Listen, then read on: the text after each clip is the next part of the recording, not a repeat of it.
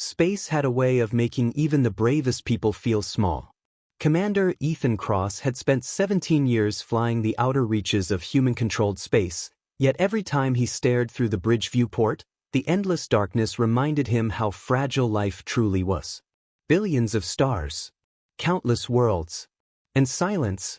The patrol cruiser Resolute drifted between two forgotten star systems, scanning abandoned trade routes that most captains considered a punishment assignment. Nothing ever happened here. At least, that was the official opinion. Commander. Lieutenant Ava Brooks broke the silence without looking away from her console. I'm detecting something. Ethan didn't even turn around. If it's another drifting mining drone, mark it for salvage and keep moving. It isn't. Her voice had changed. It wasn't excitement. It was concern. That made Ethan walk across the bridge. What do you have? A holographic display expanded above her station. A faint red dot blinked near the edge of the scanner. Distance: 2 million kilometers. Velocity: barely moving. Power output: almost zero. It's transmitting. Ethan frowned. A distress beacon? Ava nodded. Yes, sir. But... She hesitated. The signal doesn't match any language in the galactic registry. Every officer on the bridge exchanged glances. That was impossible. Humanity had joined the galactic community almost 70 years earlier. Every registered civilization used standardized emergency frequencies. Unknown signals simply didn't exist anymore. Play it. Static filled the bridge. A trembling voice. Exhausted. Almost whispering. The translator struggled for several seconds before forcing together broken English. Please. Anyone. Our children. Don't let us disappear. Silence returned. Nobody spoke. Even the engines seemed quieter. Ethan stared at the empty stars beyond the glass. He had heard desperate voices before. Pirates. Colonists. War survivors. But this sounded different. It sounded like someone who had already accepted death and was simply hoping not to die alone. Visual. The main screen zoomed toward the source. The bridge fell completely silent. The ship looked ancient. Its hull wasn't merely damaged. It had been rebuilt hundreds of times. Different metals. Different colors. Different technologies welded together by whoever had been desperate enough to keep it alive. Half the engines were missing. Several sections were open directly to space. Emergency lights flickered like a dying heartbeat. My God! Whispered the helmsman. It shouldn't even be flying. Medical officer Sarah Malik finished another scan. Her expression slowly drained of color. Commander! I'm reading. She swallowed. 512 life signs. Ethan looked at her. How many are critical? Sarah looked back at her monitor, then quietly answered, all of them. A heavy silence settled across the bridge. Food reserves? Almost gone. Atmosphere? Less than 4 hours. Water? Emergency recycling only. And radiation exposure? Sarah stopped talking. She didn't need to finish. Everyone understood. Whatever these people had endured, they hadn't simply been traveling. They had been surviving. For a very, very long time. The communications officer suddenly raised his head. Commander, we're receiving another transmission. This one wasn't automated. Someone on that ship had seen humanity answering. The image appeared slowly. Static distorted almost everything. A face. Gray skin. Large black eyes. Thin. Far too thin. The alien looked as if a strong wind could break them. Behind the figure, children. Dozens of frightened children hiding behind exhausted adults. No weapons. No soldiers. Only fear. The alien spoke. The translator worked desperately. Told your people? Human. Ethan blinked. You know us. A weak smile appeared. Stories. Travel. Even when hope does not. They said. The alien closed its eyes for a second. They said humans sometimes help strangers. Nobody on the bridge breathed. Sometimes. Help strangers. Not heroes. Not conquerors. not warriors. That was humanity's reputation. The alien lowered its head. If the stories are true, please, don't let our children be the last. The transmission ended. No dramatic music. No explosions. Just silence. The kind of silence that stays inside your chest. Commander Ethan Cross looked around the bridge. Every member of his crew already knew what he wanted to do. But regulations existed for a reason. He opened a priority channel to Earth Command. The reply took 19 long minutes. 19 minutes while 500 desperate souls waited for an answer that would decide whether they lived or vanished forever. Finally, the screen illuminated. Fleet Admiral Rebecca Hayes appeared. Her expression wasn't relieved. It was worried. Very worried. Commander Cross, I was hoping you wouldn't find them. Ethan frowned. You know who they are? The Admiral nodded slowly. The Galactic Senate sent us classified files 6 hours ago. She paused.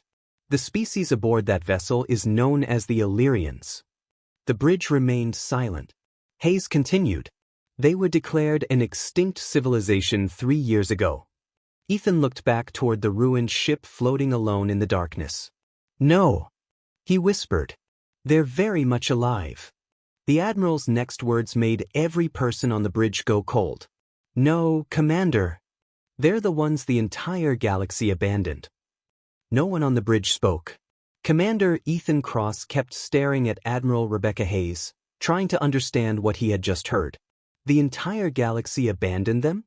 Hayes nodded slowly. 3 years ago, the Galactic Senate declared the Illyrians biologically contaminated after a catastrophic outbreak destroyed their homeworld. Medical Officer Sarah immediately interrupted. That's impossible. Every eye turned toward her. I've completed 3 independent long-range scans. She enlarged the medical data across the tactical display. There are no active pathogens. No unknown viruses. No biological anomalies. They're starving. They're dehydrated. They're suffering from severe radiation exposure. But they are not infected. The Admiral closed her eyes for a brief moment. I know. Silence. Ethan leaned closer to the camera. Then why were they abandoned? Hayes hesitated. That hesitation frightened everyone more than any answer could. Because that's not the whole story. 37 years earlier, the Illyrians had been one of the most respected civilizations in known space. Not because they possessed the strongest fleets. Not because they ruled colonies. But because they solved problems nobody else could. When 2 empires nearly went to war, Illyrian diplomats negotiated peace. When famine struck distant worlds, Illyrian scientists created crops that could grow anywhere. When stars became unstable, their engineers built technologies capable of saving entire systems. They never demanded payment. They simply helped, which made them loved by ordinary citizens and quietly feared by powerful governments. Because compassion could never be controlled. Then everything changed. One morning, their homeworld simply stopped responding. Within 48 hours, every communications satellite went dark. Within 1 week, the Galactic Senate announced a biological catastrophe. The planet was immediately quarantined. No rescue missions. No humanitarian aid. No investigations. Every neighboring system was ordered to destroy any Illyrian ship attempting to cross its borders. Officially, it was to prevent the spread of disease. Unofficially, no one was allowed to ask questions. Ethan's jaw tightened. Who gave those orders? The Senate. Based on whose evidence? Another silence. Finally Hayes answered. No one knows. The bridge became deathly quiet. You mean, they condemned an entire civilization, without proof? Hayes looked exhausted. Commander, you haven't been part of interstellar politics long enough. Sometimes, fear moves faster than facts. Lieutenant Ava suddenly looked up from her console. Commander, I'm intercepting encrypted Senate communications. Priority level Omega. They're discussing us. Open it. Static crackled. Several unfamiliar voices echoed through the speakers. Human vessel has made contact. Immediate compliance required. If rescue occurs, Earth must accept full responsibility. No Senate assistance authorized. Another voice interrupted. The refugees cannot be allowed to reach a populated system. Ethan frowned. What did he just say? The transmission continued. If necessary, disable both vessels before they enter human territory. The bridge exploded with disbelief. What? They're talking about destroying us. Sarah stared at the speakers in horror. They're not trying to contain a disease. They're trying to erase witnesses. The transmission abruptly ended. Commander Ethan didn't wait another second. Prepare docking procedures. Commander Miles Carter looked at him. Sir, if we do this, the Senate will declare humanity in violation of galactic emergency law. I know. They could sanction Earth. I know. They might send military forces. I know. Miles lowered his voice. Then why? Ethan looked toward the dying ship beyond the viewport. Because if we leave, 500 innocent people die. If we help, maybe politicians get angry. I can live with angry politicians. I can't live with innocent children suffocating while I watch. No one argued again. Across the void, the Resolute slowly approached the crippled refugee vessel. Both ships matched rotation. Massive magnetic clamps extended. The distance between them shrank meter by meter. 500, 300, 130. The entire bridge watched in complete silence. One mistake, and both vessels would explode. Finally, clunk, the docking rings locked together. Cheers almost erupted, until Sarah suddenly shouted, Commander! Pressure collapse. Several sections of the alien ship had begun tearing apart. Internal explosions flashed across its hull. They're losing atmosphere. Emergency teams move. The airlock opened. Smoke drifted through the corridor. Emergency lights flickered. Human rescue crews rushed inside carrying oxygen tanks, stretchers, and medical drones. The smell hit them immediately. Metal, burned wiring, blood, starvation. A young engineer stopped walking. His breathing became shaky. Every hallway was filled with families lying against the walls because they no longer had the strength to stand. Parents were giving the last drops of water to their children. Elderly Illyrians quietly comforted frightened teenagers. Nobody begged. Nobody screamed. They had gone beyond panic. They were simply waiting. An elderly Illyrian slowly stepped forward. He could barely remain standing. His clothes were stitched together from dozens of different fabrics. His eyes settled on Ethan. You came. The universal translator struggled with his weak voice. We stopped believing anyone would. Ethan stepped forward. We're taking everyone aboard. The old alien froze. For several seconds, he simply stared. Then tears filled his dark eyes. Not loud crying. Not dramatic emotion. Just quiet tears from someone who had spent years expecting kindness and never finding it. Behind him, children cautiously stepped out from hiding. One little girl clutched a handmade cloth animal with missing arms. She looked up at Ethan. Are humans real? The commander knelt until they were eye level. He smiled. We're real. The little girl looked back toward her mother. A tiny smile appeared on her face. It's okay, she whispered. The stories were true. Behind Ethan, even hardened Marines quietly wiped their eyes. At that moment, none of them cared what the Senate thought anymore. Because sometimes, history doesn't remember who followed the rules. It remembers who opened the door. The first child to step through the airlock changed everything. She couldn't have been older than 6. Her gray skin was stretched tightly over fragile bones, and her oversized black eyes darted nervously across the bright human corridor. She clutched the worn stuffed animal against her chest as if letting go would mean losing the last piece of home she had left. A young human medic slowly knelt in front of her. My name's Emma. The translator repeated the words. I'm going to help you. The little Illyrian looked up. Not afraid? Emma smiled. No. She gently wrapped a thermal blanket around the child's shoulders. I'm angry. The girl tilted her head. Why? Because someone let this happen to you. Within the next hour, the corridors of the Resolute became an organized storm. Medical drones hovered overhead. Stretchers filled every available passage. Engineers rushed portable life support units toward the damaged refugee ship. The human crew had trained for disasters.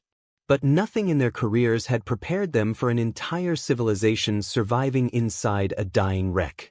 Captain Miles watched the status board. 300 refugees aboard. 173 receiving emergency treatment. 36 in critical condition. Sarah barely looked up. Keep them coming. We're not losing anyone today. Commander Ethan walked deeper into the refugee vessel. Every room told another heartbreaking story. A classroom where lessons had continued long after food ran out. A nursery powered by a single failing battery. A workshop where broken machines had been rebuilt again and again using scraps from their own ship. These people hadn't given up. They had refused to stop living. Even when the galaxy had already decided they were dead. An elderly Illyrian approached him. His movements were slow but dignified. You are their leader. I am. The old man bowed slightly. I am Elder Kaler, the last elected representative of the Illyrian Council. Ethan shook his hand. It's an honor. Kaler looked surprised. You still use that word? Honor. Of course. The old alien gave a sad smile. No one has spoken to us with respect in many years. Meanwhile, thousands of light years away, inside the towering Senate chamber, hundreds of representatives watched the live transmission from the human cruiser. No one applauded.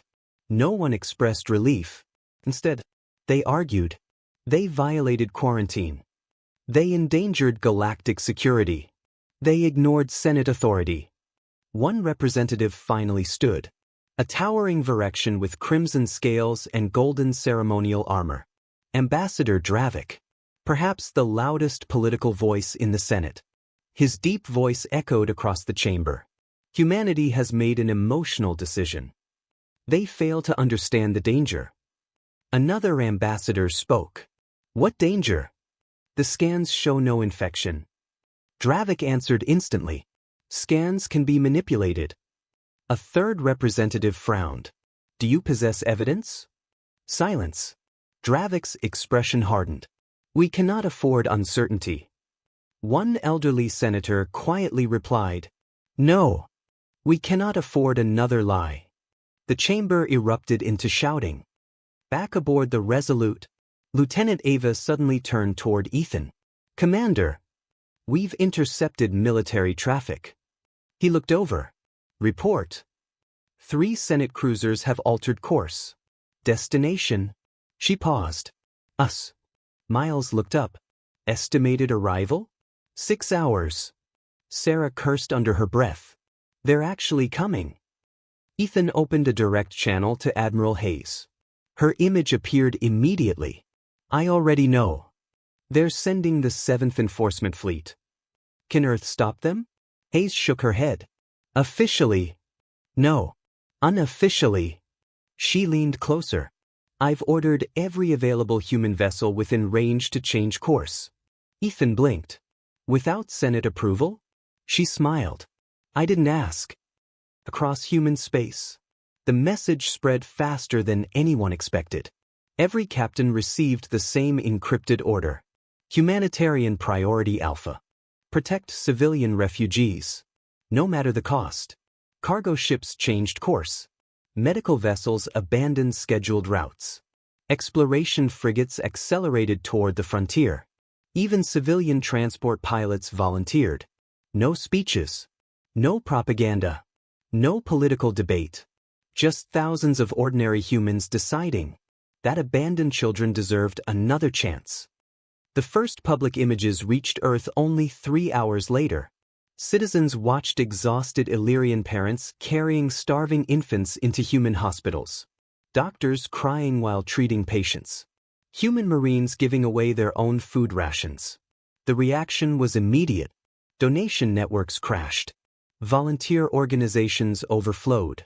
Families began submitting applications to sponsor refugee children they had never met. Across every continent, the same sentence appeared online. If no one else wants them, we do. Back aboard the refugee ship, Elder Kaler led Ethan into a sealed chamber. Unlike the rest of the vessel, this room had been protected. Ancient murals covered the walls. Stars. Families. Children playing beneath silver trees. At the center stood a crystalline sphere, cracked but still glowing faintly. Our memory core, Kaler said softly. It contains the history of our people.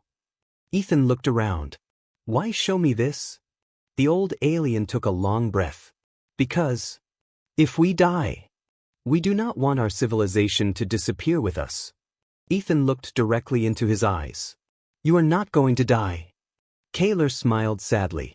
I hope your confidence is contagious. Then his expression became serious. There is something you do not know. Ethan felt the atmosphere change instantly. What is it? Kaler reached toward the crystal. The damaged sphere projected thousands of stars across the room. One system began flashing red. Our homeworld. Then another symbol appeared. A fleet. Not Illyrian. Not human. Military. Huge. Kaler's voice became almost a whisper. The plague was never real. Ethan's heart skipped. What? Kaler slowly looked at him. Our world was attacked. The hologram shifted again. Warships. Orbital bombardment. Cities burning. Children running. Civilian evacuation vessels exploding before they could leave orbit. Ethan stared in disbelief. This wasn't a disaster. Kaler closed his eyes. It was an extermination. The room fell completely silent. The Resolute continued carrying refugees toward safety. But inside that ancient chamber, Commander Ethan Cross realized something that would change humanity's place in the galaxy forever. The Illyrians hadn't escaped a plague. They had escaped a massacre. The silence on the bridge lasted only a few seconds. Then every warning light turned crimson. Target lock detected. The computerized voice echoed across the Resolute. Lieutenant Ava's fingers danced across her console. They've activated fire control radar. Miles looked toward Ethan. One more step and they'll shoot. Ethan never looked away from the massive Senate cruisers filling the main display. Maintain course. Nobody questioned him. The bridge crew simply returned to work. 3 warships nearly 4 times larger than the Resolute slowly spread apart, forming a perfect interception pattern. They weren't preparing to negotiate. They were preparing for an execution. A new transmission arrived. Commander Veyron appeared again. His face carried none of the calm professionalism from before. Now there was irritation. Almost desperation. Commander Cross. You have 60 seconds. Surrender the Illyrian refugees. Power down your weapons. And no human life will be lost. Ethan leaned back in his chair. What guarantees do I have? They will be taken into Senate custody. Kaler quietly laughed. It wasn't humor. It was disbelief. Veyron immediately noticed.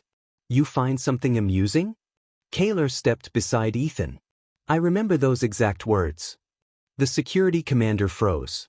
You told our evacuation fleet the same thing. Surrender peacefully. No civilian lives will be lost. The old Illyrian's voice became steady. You destroyed every ship. Veyron's jaw tightened. You should have died with the others. Every human on the bridge heard it. No one moved. No one spoke. Because those 6 words destroyed the Senate's entire story. You should have died with the others. Not, you escaped quarantine. Not, you spread disease. Not, he had admitted there were survivors. Admitted there had been others. Admitted they had been hunted. Ethan quietly nodded toward Ava. Record everything. She smiled. Already transmitting to Earth. Veyron's expression completely changed. What? The conversation is encrypted. It doesn't matter. Ethan smiled for the first time. It isn't just going to Earth. It's going everywhere. Millions of civilian receivers across nearby systems suddenly interrupted their broadcasts. News stations, trade networks, navigation satellites, independent journalists, merchant vessels. The entire conversation appeared live. No edits, no delays, no Senate approval. For the first time in 3 years, ordinary citizens heard an Illyrian survivor speak. Inside the Galactic Senate, panic exploded. Representatives stood from their seats. What is this? Who authorized this transmission? Block it. Technicians rushed between control stations. It has already propagated. Thousands of civilian relays copied the signal. Millions are watching. Ambassador Dravik slammed both hands against his desk. Destroy that broadcast. A technician answered quietly. We can't. It has spread beyond Senate space. Back aboard the Resolute, Commander Veyron realized exactly what had happened. Humanity wasn't trying to win a battle. They were exposing the truth. His voice became dangerously calm. You've made a catastrophic mistake. Ethan answered without hesitation. No. The mistake was believing nobody would ask what really happened. The transmission ended. 5 seconds later, Ava's console screamed. Missile launch. The bridge shook. 3 bright streaks erupted from the lead Senate cruiser. They're live warheads. Miles immediately grabbed the helm. Evasive. The Resolute rolled hard to port. 1 missile barely missed the hull. Another detonated close enough to shake every deck. The third. A violent explosion ripped through the rear shields. Warning alarms erupted everywhere. Hull breach. Deck 11. Power fluctuations. Shield efficiency 43%. The lights flickered. Smoke poured from several consoles. Sarah struggled to stay standing. Medical bay reports multiple injuries. Engineering shouted over the comms. Reactor stable. But we can't survive another direct hit. Deep inside the refugee section, children screamed as the ship lurched violently. Emergency lights switched to red. Several Illyrian parents instinctively covered their children with their own bodies. They had seen orbital bombardments before. They believed it was happening again. A little boy grabbed Medic Emma's hand. Are they coming to kill us? Emma looked into his frightened eyes. Then forced herself to smile. No. They have to get through us first. The boy didn't fully understand. But somehow, he believed her. On Earth, the live broadcast reached billions. People watched Senate missiles strike a clearly marked humanitarian vessel. There was no debate anymore. No political uncertainty. Everyone could see who fired first. Emergency sessions began across every human government. Military headquarters activated around the planet. Within minutes, the president of the United Earth Coalition addressed the public. His speech lasted less than 90 seconds. We entered the galactic community believing its greatest strength was unity. Today, that belief has been tested. The people aboard the Resolute are carrying civilians. They are carrying children. Any attack against them is an attack against humanity itself. The final sentence echoed across Earth. Bring our people home. Across human-controlled space. The orders spread instantly. Every available fleet received the same priority code. Defender Protocol 1. Leave current assignments. Proceed immediately. Maximum speed. No exceptions. Massive battleships left dry docks before maintenance finished. Carrier groups abandoned training exercises. Exploration vessels reversed course. Civilian fuel tankers volunteered to resupply military convoys along the way. No one asked who would pay. No one argued over politics. They simply moved. Because 500 refugees had somehow become humanity's responsibility. Back near the frontier, the Resolute fought to stay alive. Another missile volley appeared. Ava's face lost all color. 8 incoming. Miles whispered, We're not dodging this one. Ethan stood from his chair. He calmly adjusted his uniform. Then opened a fleet-wide emergency frequency. This is Commander Ethan Cross of the United Earth Patrol Cruiser Resolute. We are transporting 512 unarmed civilian refugees. We are under direct attack by Senate security forces. If anyone can hear this, remember what happened today. They didn't attack soldiers. They attacked children. He closed the channel. No dramatic speech. No heroic pose. Just truth. The missiles raced closer. Closer. Closer. Sarah quietly closed her eyes. Kayla wrapped one trembling arm around the little girl holding the patched cloth animal. Even Ethan accepted that this might be the end. A brilliant blue flash erupted behind the Resolute. Another. Then another. Hyperspace tears opened across the darkness like cracks in reality itself. One ship emerged. Then 5. Then 12. Then dozens. Human. Every single one. Destroyers. Frigates. Hospital ships. Carriers. Civilian transports flying beside military cruisers. The tactical display couldn't even count them fast enough. Ava stared in disbelief. Commander! They're not just Navy vessels. Merchant captains. Exploration crews. Private security ships. Retired military volunteers. Even civilian rescue craft. Every ship that had been close enough had come. Miles slowly smiled. I think. Humanity answered. The lead human battleship moved directly between the Resolute and the incoming missiles. Its shields ignited like a second sun. The missile barrage disappeared inside a wall of blue light. Then a calm voice echoed across every frequency in the sector. This is Admiral Rebecca Hayes. To all Senate vessels. Her voice remained perfectly controlled.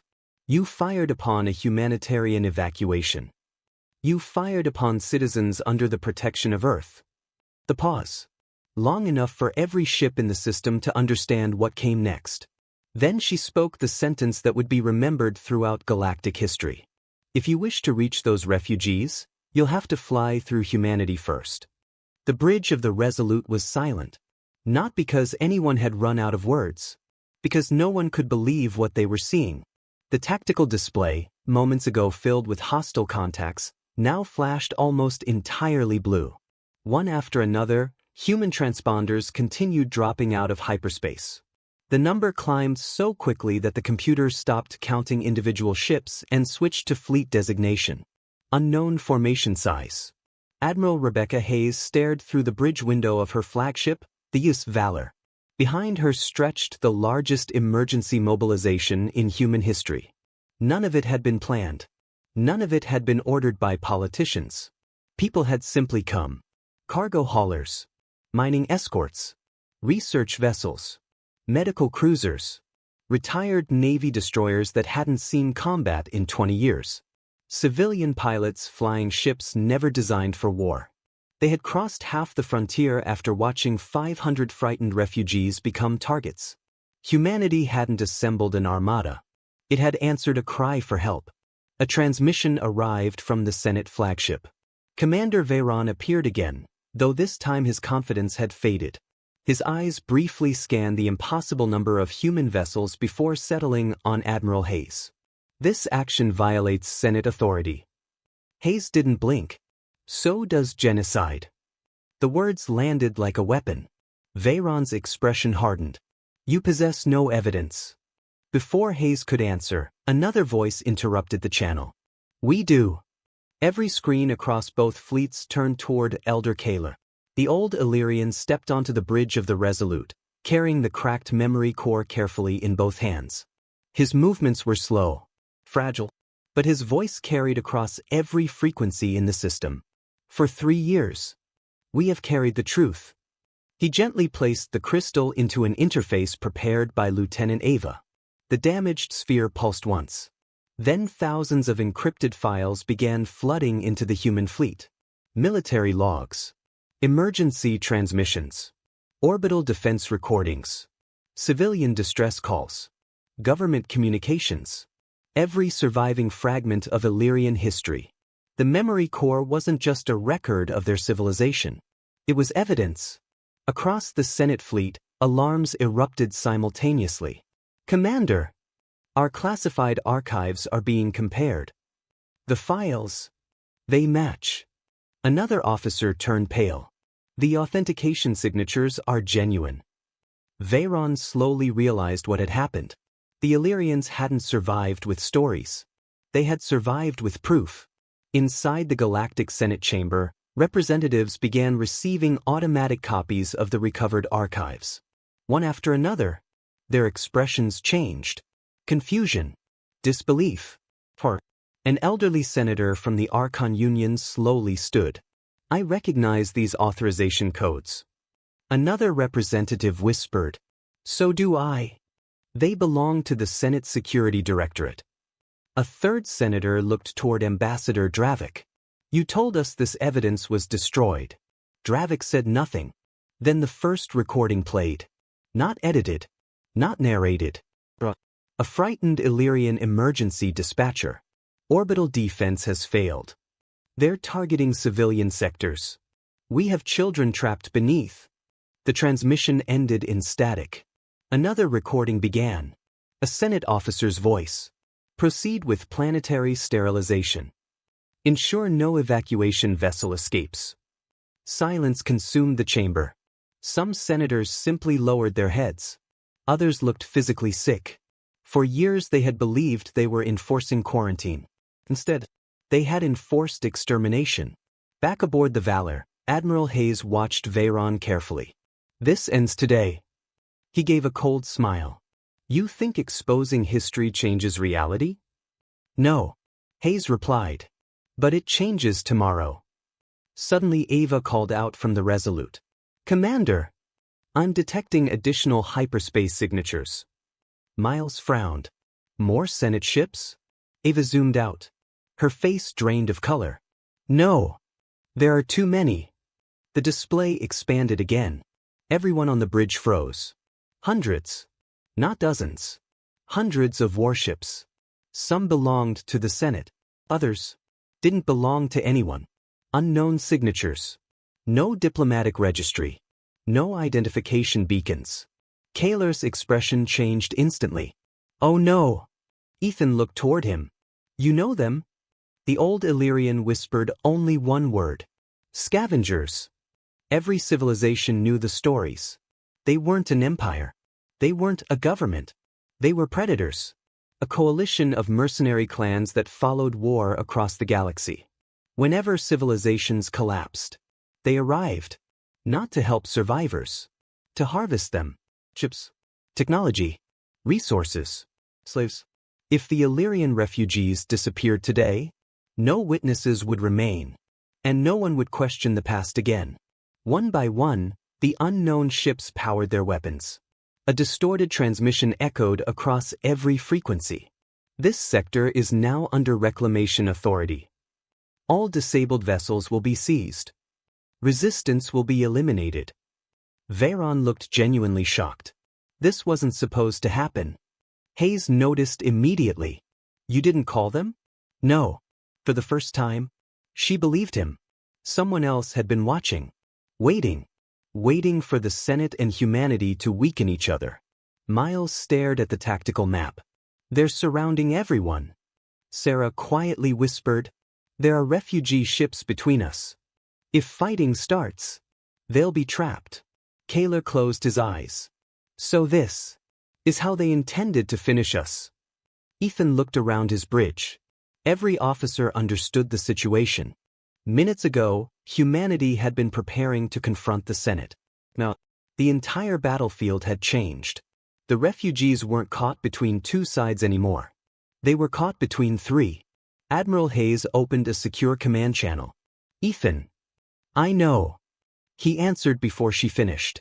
We protect the civilians first. She smiled faintly. Exactly. Then she switched to an open frequency that every ship, human, Senate, and unknown, could hear. This is Admiral Rebecca Hayes of the United Earth Fleet. Our dispute with the Senate is suspended. The pause. If these refugees are threatened, humanity will defend every innocent life in this system. The words stunned everyone. Even Senate officers looked at one another in disbelief. Humanity had every reason to hate them. Yet when a greater danger appeared, they chose to protect everyone. even those who had stood against them. For a long moment, no one moved. Then something completely unexpected happened. A single Senate destroyer slowly broke formation. Instead of pointing its weapons toward the humans, it turned toward the incoming scavenger fleet. Then another followed. Then another. One captain after another made the same decision. Politics had divided them. Truth had humbled them.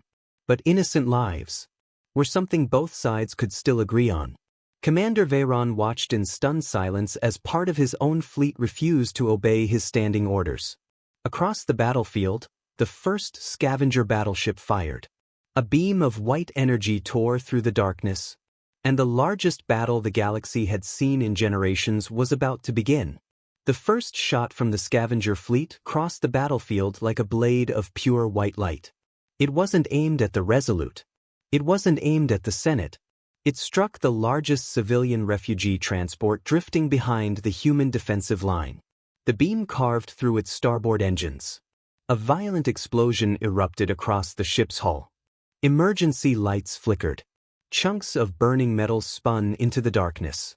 Inside, hundreds of Illyrian civilians were thrown to the floor as life support began failing. Children screamed. Parents searched desperately through smoke-filled corridors. The battle had begun. Emergency response. Ethan shouted. Get rescue teams moving. Sarah was already running. Medical shuttles are launching. Miles gripped the controls. We can't reach them unless someone opens a corridor. Before Ethan could answer, the Valor accelerated.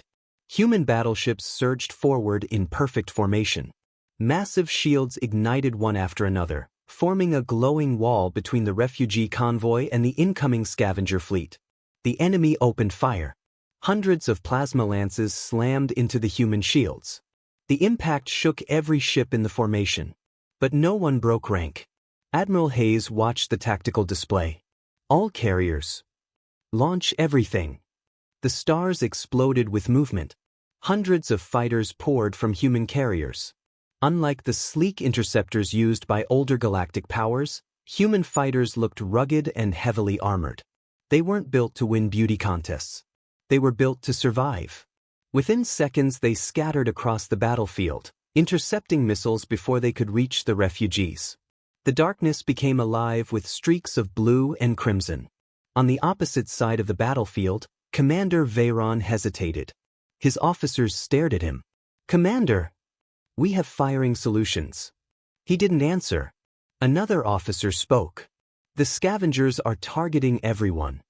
Still, silence. Finally Veyron looked toward the refugee convoy.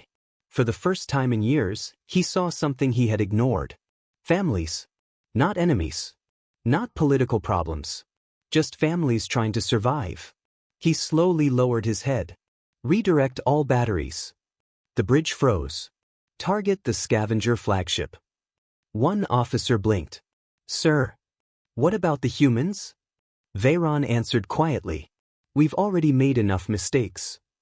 Across the battlefield, Senate warships suddenly turned. Human tactical officers stared in disbelief. They're changing targets. A second later, dozens of Senate rail cannons fired directly into the advancing scavenger formation. The first enemy cruiser vanished in a cloud of molten debris. Ava looked toward Ethan. I never thought I'd see this. Ethan nodded slowly. Neither did they. The scavenger commander laughed as the battle unfolded. His image suddenly appeared across every open frequency. He was enormous. His scarred face covered with old burn marks. Mechanical implants replaced half of his jaw. So, the mighty Senate and humanity finally fighting together. He smiled. How disappointing. Behind him, hundreds more unidentified contacts began dropping from hyperspace. Ava's heartbeat nearly stopped. Commander, there are reinforcements. Miles zoomed out. Oh no! The tactical display became almost completely red. 300, 500, 700 enemy ships. The scavengers hadn't come with a fleet. They had come with an armada. Even Admiral Hayes fell silent. Her executive officer whispered, We're outnumbered almost 3-1. Hayes nodded. I know. Another officer asked. Retreat. She looked toward the refugee convoy. Thousands of civilians. Damaged ships. Children. There would be no retreat. Negative. We hold. The first collision happened moments later. A scavenger dreadnought rammed directly into a Senate cruiser. The explosion lit half the battlefield. Fragments of burning armor drifted through space like meteor showers. Human rescue craft immediately changed course. Not toward friendly ships. Toward survivors. Escape pods from both sides floated helplessly between the fleets. Human pilots ignored the battle raging around them. They pulled Senate survivors aboard alongside Illyrian civilians without asking who they were. A young pilot smiled as he helped an injured Senate officer into his shuttle. Relax. You're safe now. The alien stared in confusion. You are rescuing me? The pilot shrugged. You looked like you needed it. Far away. The live broadcast continued, reaching billions. Entire civilizations watched humans risk their lives to save people who had threatened them only minutes earlier. Confusion slowly became admiration. One news commentator whispered, "They're rescuing everyone." Another replied, "Is this normal for humans?" No one had an answer. Inside the Galactic Senate chamber, representatives no longer argued. They simply watched. One elderly senator wiped tears from his eyes. We abandoned the Illyrians. Another quietly answered, and the humans rescued us anyway. Ambassador Dravik said nothing. For the first time in decades, his political influence meant absolutely nothing. Reality had spoken louder than propaganda ever could. Back aboard the Resolute, Kaler stood beside the viewport. The stars outside had disappeared behind explosions. He watched human and Senate ships fighting side by side. A single tear rolled down his face. Ethan noticed. What are you thinking? Kaler smiled sadly. I spent 3 years believing the galaxy had forgotten compassion. He looked toward the human fleet. I was wrong. Without warning, the bridge lights dimmed. Ava looked at her sensors. Commander, I'm detecting an enormous energy spike. Source. She enlarged the image. The scavenger flagship. Its central weapon was unfolding. Layer after layer of armored plating separated. A glowing sphere nearly 2 kilometers wide emerged from its center. Sarah whispered, "What is that?" Kaler's expression turned to horror. I know that weapon. Everyone looked toward him. It destroyed our capital. Silence. It can erase an entire fleet in one shot. Admiral Hayes received the same report. Her tactical officer's voice trembled. Estimated charge time? 90 seconds. And the target? The answer came immediately. The refugee convoy. Hayes closed her eyes for one brief moment. If that weapon fired, every refugee ship, every hospital vessel, every rescue shuttle would disappear. There would be no survivors. She opened a fleet-wide channel. This is Admiral Hayes. All combat groups. Forget the battle. Everything we have stops that weapon. Across the battlefield, every human captain acknowledged. So did dozens of Senate commanders. For the first time in galactic history, former enemies accelerated toward the same objective. Not for victory, not for glory, but to save innocent lives. As hundreds of ships charged directly toward the glowing superweapon, the scavenger commander smiled. Yes. Come closer. Because hidden beneath the battlefield, beyond every sensor, something far worse was waiting. For one impossible moment, every battle across the system seemed to stop. Thousands of ships. Millions of lives. Every eye fixed on the growing sphere of light inside the scavenger flagship. It wasn't simply charging. It was bending space around itself. Stars behind it appeared to stretch and distort, as though reality itself was being pulled toward the weapon. Lieutenant Ava stared at her sensors. Her voice was barely audible. Energy output just doubled. Sarah looked up from the medical station. What does that mean? Ava swallowed. It means, we calculated it wrong. Miles turned sharply. How wrong? She looked at him with pale eyes. If that weapon fires, She hesitated. It won't destroy the refugee convoy. It'll destroy everything within 2 million kilometers. Silence. Human ships. Senate ships. Refugees. Even the scavenger fleet closest to the blast. The weapon wasn't tactical. It was extermination. The scavenger commander appeared once more across every open frequency. Behind him, officers calmly monitored the charging weapon. Unlike everyone else, none of them looked nervous. They looked prepared. You still don't understand. His mechanical voice echoed across the battlefield. This war was never about the Illyrians. It was never about the Senate. It was never about humanity. He smiled. It was about removing anyone capable of uniting the galaxy. Kaler stepped toward the bridge transmitter. What are you talking about? The scavenger commander laughed. You still haven't figured it out? You really believed we appeared today by accident? He leaned closer to the camera. We have watched civilizations destroy one another for centuries. When empires cooperate, they become difficult to control. When they fear each other, they become profitable. Every bridge fell silent. Even Admiral Hayes stopped speaking. The scavenger continued. We sold weapons to your enemies. We sold security to your governments. We profited from every conflict. Peace, he sneered, is terrible for business. Inside the Galactic Senate chamber, no one moved. Several representatives slowly turned toward Ambassador Dravik. One elderly senator whispered, "We trusted fear more than truth." Dravik lowered his eyes. For the first time in decades, he had nothing left to say. Back aboard the Resolute, Kaler closed the memory core. So, our world wasn't destroyed because we discovered a weapon. The scavenger smiled. No. You were destroyed because you wanted to expose an entire industry. The galaxy cannot remain divided if people begin trusting one another. The transmission ended. Ethan looked around his bridge. Every officer understood the situation. This enemy couldn't be negotiated with, couldn't be bribed, couldn't be reasoned with. As long as fear existed, they would always return. Miles quietly broke the silence. So, what's the plan? Ethan smiled faintly. The same one humans always use. When something impossible happens, we do something equally impossible. Admiral Hayes received Ethan's encrypted transmission. She read it once, then looked toward her tactical officers. No. One officer frowned. Ma'am, I'm not authorizing this. Another transmission arrived. Then another. Every human captain, every Senate commander, every civilian rescue vessel. The exact same request. Hayes slowly laughed. They're all insane. Her executive officer smiled. Fortunately, so are you. She looked back toward the tactical display.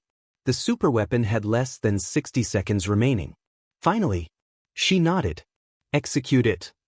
Across the battlefield, every human ship abruptly changed direction. Not toward the enemy, toward one another. Senate captains watched in confusion. What are they doing? The answer appeared seconds later. Human engineering vessels extended enormous energy conduits. Carrier groups synchronized shield frequencies. Mining ships activated industrial fusion generators. Civilian cargo transports disconnected emergency reactors. Hospital ships diverted every reserve battery. One by one, thousands of independent power sources linked together. Ava stared at her screen. They're creating... She couldn't finish. Miles whispered, a shield. Not around one ship. Around every refugee vessel. Every rescue craft. Every escape pod. A single defensive barrier stretched across hundreds of kilometers. No civilization had ever attempted something so reckless.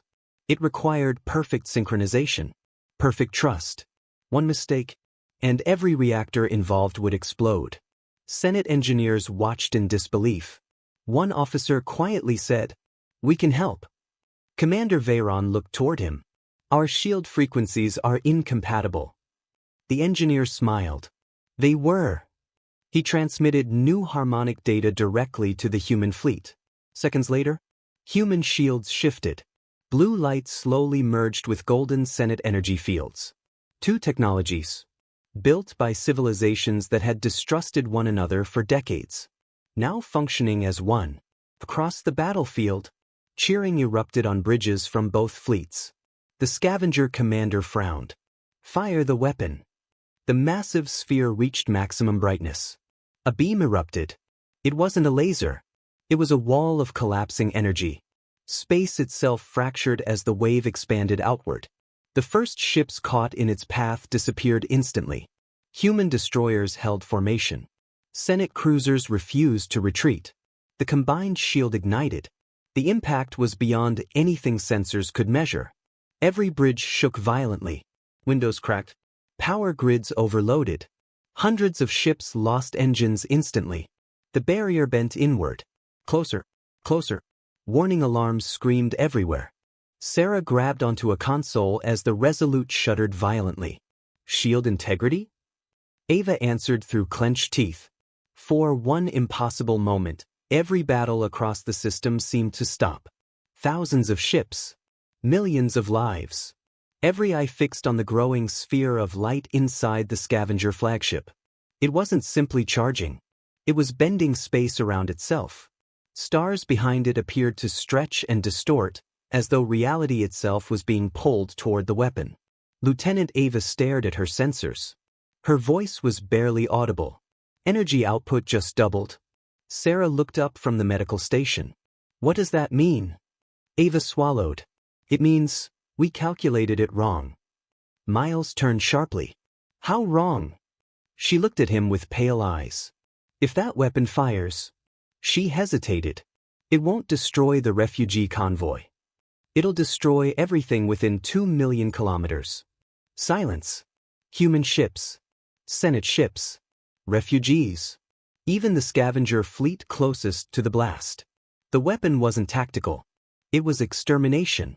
The scavenger commander appeared once more across every open frequency. Behind him, officers calmly monitored the charging weapon. Unlike everyone else, none of them looked nervous. They looked prepared. You still don't understand. His mechanical voice echoed across the battlefield. This war was never about the Illyrians. It was never about the Senate. It was never about humanity. He smiled. It was about removing anyone capable of uniting the galaxy.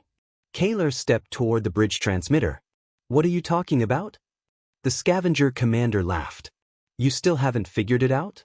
You really believed we appeared today by accident? He leaned closer to the camera. We have watched civilizations destroy one another for centuries. When empires cooperate, they become difficult to control. When they fear each other, they become profitable. Every bridge fell silent. Even Admiral Hayes stopped speaking. The scavenger continued. We sold weapons to your enemies. We sold security to your governments. We profited from every conflict. Peace, he sneered, is terrible for business. Inside the Galactic Senate chamber, no one moved. Several representatives slowly turned toward Ambassador Dravik. One elderly senator whispered, "We trusted fear more than truth." Dravik lowered his eyes. For the first time in decades, he had nothing left to say. Back aboard the Resolute, Kaler closed the memory core. So, our world wasn't destroyed because we discovered a weapon. The scavenger smiled. No, you were destroyed because you wanted to expose an entire industry. The galaxy cannot remain divided if people begin trusting one another. The transmission ended. Ethan looked around his bridge. Every officer understood the situation. This enemy couldn't be negotiated with. Couldn't be bribed. Couldn't be reasoned with. As long as fear existed, they would always return. Miles quietly broke the silence. So, what's the plan? Ethan smiled faintly. The same one humans always use. When something impossible happens, we do something equally impossible. Admiral Hayes received Ethan's encrypted transmission. She read it once, then looked toward her tactical officers. No. One officer frowned. Ma'am, I'm not authorizing this. Another transmission arrived. Then another. Every human captain. Every Senate commander. Every civilian rescue vessel. The exact same request. Hayes slowly laughed. They're all insane. Her executive officer smiled. Fortunately, so are you. She looked back toward the tactical display. The superweapon had less than 60 seconds remaining. Finally, she nodded. Execute it. Across the battlefield, every human ship abruptly changed direction. Not toward the enemy, toward one another. Senate captains watched in confusion. What are they doing? The answer appeared seconds later. Human engineering vessels extended enormous energy conduits. Carrier groups synchronized shield frequencies. Mining ships activated industrial fusion generators. Civilian cargo transports disconnected emergency reactors. Hospital ships diverted every reserve battery. One by one, thousands of independent power sources linked together. Ava stared at her screen. They're creating... She couldn't finish. Miles whispered, a shield. Not around one ship. Around every refugee vessel. Every rescue craft. Every escape pod. A single defensive barrier stretched across hundreds of kilometers. No civilization had ever attempted something so reckless. It required perfect synchronization, perfect trust. One mistake, and every reactor involved would explode. Senate engineers watched in disbelief. One officer quietly said, "We can help." Commander Veyron looked toward him. "Our shield frequencies are incompatible." The engineer smiled. They were. He transmitted new harmonic data directly to the human fleet. Seconds later, human shields shifted. Blue light slowly merged with golden Senate energy fields. Two technologies, built by civilizations that had distrusted one another for decades, now functioning as one.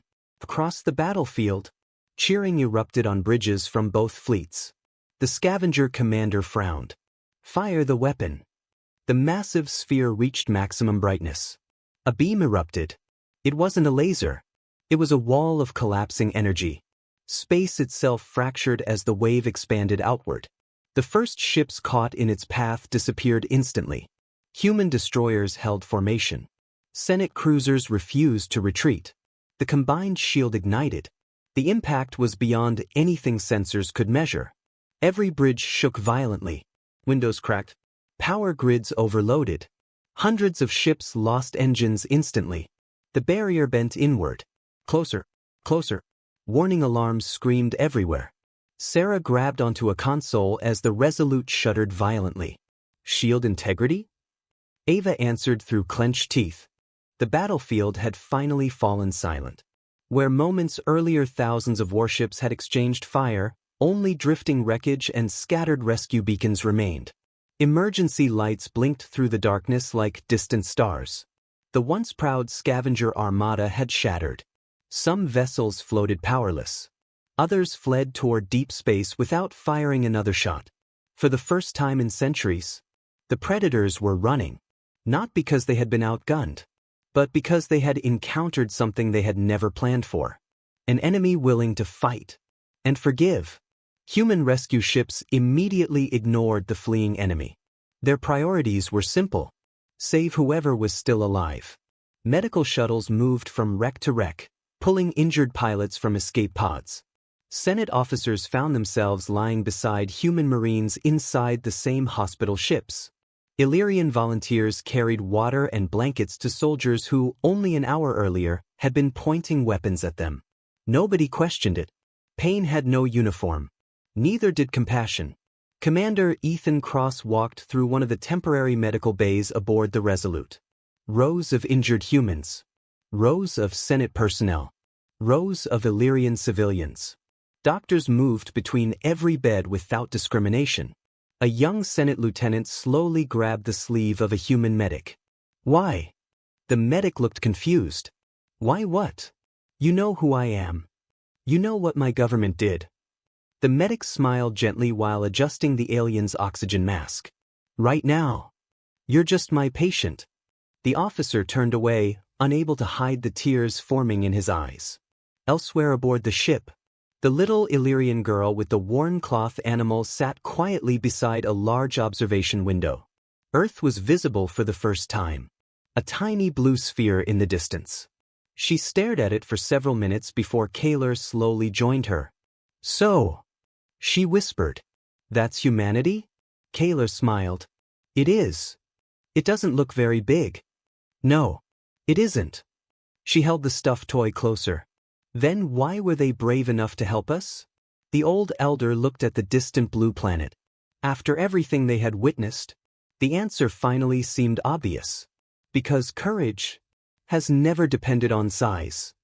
3 days later, the combined human and Senate fleets entered orbit around Earth. The images spread across the galaxy within minutes. Hundreds of ships. Former enemies flying together. Not in battle formation.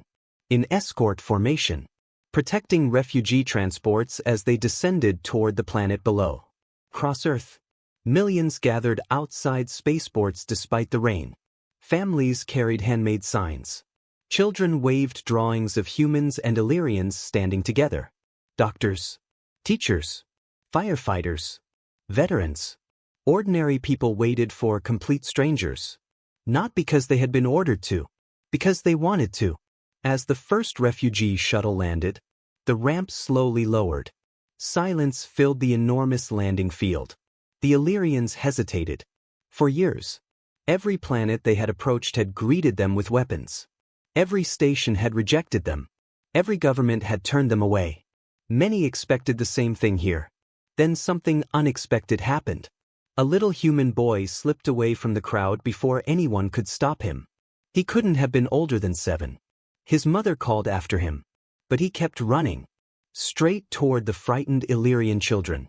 Security officers instinctively moved. Ethan quietly raised one hand. "Stand down." The little boy stopped a few feet away from the first Illyrian child. It was the same little girl Ethan had met aboard the dying refugee ship. Both children stared at each other. Neither spoke. Finally, the human boy held out a small blue baseball cap. "My dad says, everyone needs a welcome gift." The little Illyrian looked at the cap, then slowly accepted it. The human boy smiled. "Do you want to play?" She looked back at the frightened children behind her, then at the thousands of smiling humans waiting beyond the barricades. For the first time in years, she wasn't afraid. She nodded. The crowd erupted into applause. Many cried openly, not because a war had ended, because hope had begun. Weeks passed. The investigation into the Illyrian genocide became the largest criminal inquiry in galactic history. The evidence contained inside the memory core proved impossible to deny. Commander Veyron surrendered voluntarily and testified before the Senate tribunal. Several high-ranking security directorate officials attempted to flee. Most were captured. Ambassador Dravik resigned before the hearings even began. History would remember him not as a leader, but as a man who had allowed fear to become policy. The Galactic Senate itself underwent reforms unlike anything in its history. Emergency quarantine laws were rewritten. Independent investigations became mandatory. No civilization could ever again be declared extinct without unanimous verification from neutral observers. The galaxy had learned a painful lesson.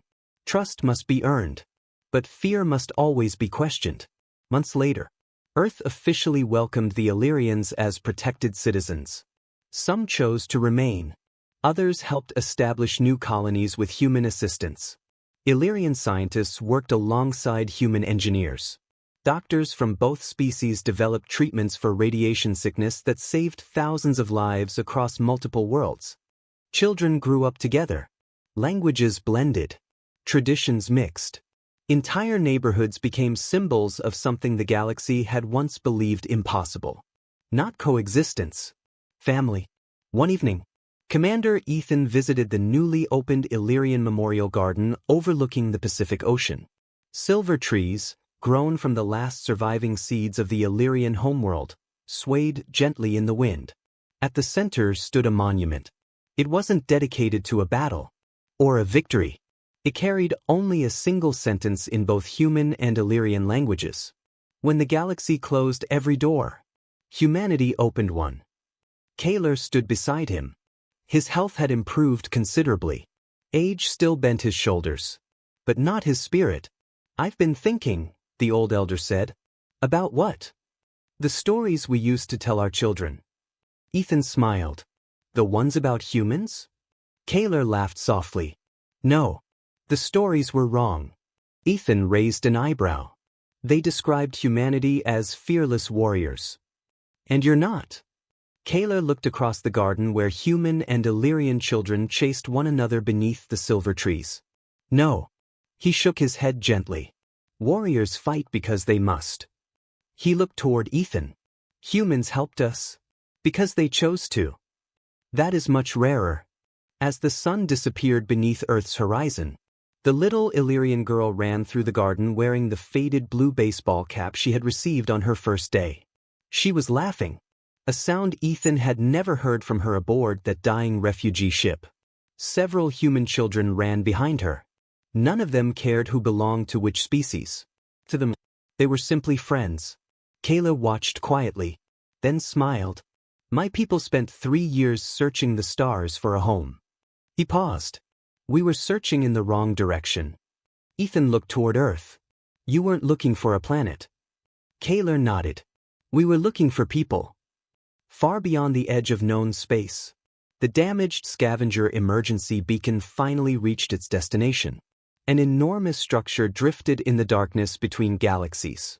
Larger than planets. Older than recorded history. Countless lights slowly awakened across its surface. Deep within the ancient station, a pair of glowing eyes opened. A mechanical voice echoed through the endless halls. "Report." The beacon transmitted one final message. "The scavenger network has fallen." A long silence followed. The ancient voice spoke again. Not with anger, but curiosity. "Humanity has become a variable." The lights spread across the colossal structure like awakening stars.